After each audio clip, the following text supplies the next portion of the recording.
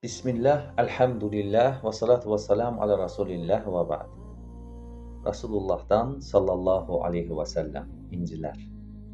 Rasulullah sallallahu aleyhi və səlləm xilqət və fitrət baxımından böyük bir insan olaraq yaradılmışdır.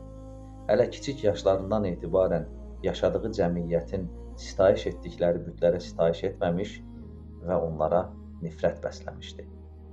Ətrafında təlatümlü fırtınalar qopan Allah Rasulü haqq sevgisinin, imanda səbatın nümunəsi olaraq bütün olanlara səbirlə sinə gəlirdi. Ruhunu dolduran haqq onun ən uca məqsədi idi. Onun üçün ən uca mərtəbədə Allahın dininə dəvət, Allahın dinində möhkəmlik və səbat etmək idi. Və beləliklə qövmünün bütün fitnələrinə, qövmündəkilərin fərqli insanı yoldan çıxardacaq təkliflərinə qarşı Rasulullah Allahın izni ilə səbr edirdi və əsla mövqeyindən şaşmırdı. Allah Rasulü sallallahu aleyhi və səlləm qəhrəmanlıq meydanında haqq üzrə səbatın və insanları yalnız Allaha qul və öz aralarında qardaş olmağa dəvətin müstəsna nümunəsidir. Həmçinin Rasulullah sallallahu aleyhi və səlləm çox təvazökar bir insan idi.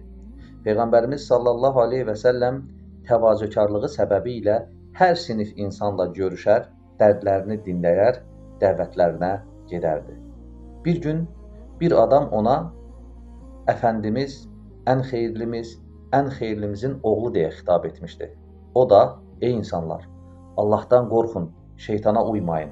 Mən yalnız Abdullahın oğlu Muhammədəm, Allahın quluyam. Bir də Allah-u Teala məni peyğəmbərliklə şərəfləndirdi. Məni bundan artığı ilə öyməyinizi istəmirəm demişdir. Rasulullah sallallahu aleyhi və səlləm son dərəcə həyalı insan idi. Son dərəcə həyalı olduğu üçün ömründə heç bir adamı tənqid və təhqir etməmiş, gəzərkən sükunətlə yerimiş, heç bir zaman qəhqəhə ilə gülməmişdir. Allahın Rasulü insanları həyaya sövq edər. Həyanın imanın bir parçası olduğunu ifadə edər. Onları harama düşməkdən çəkindirərdi. Bir gün gənc bir nəfər gəldi və ondan zina etmək üçün icazə verməsini istədi.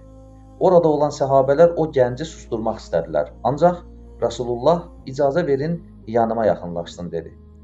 Peyğəmbərimiz yanına yaxınlaşan gəncə sırayla bu pis hərəkətin anana, qızına, bacına, xalana, bibinə edilməsini istəyirsənmi deyə soruşdu.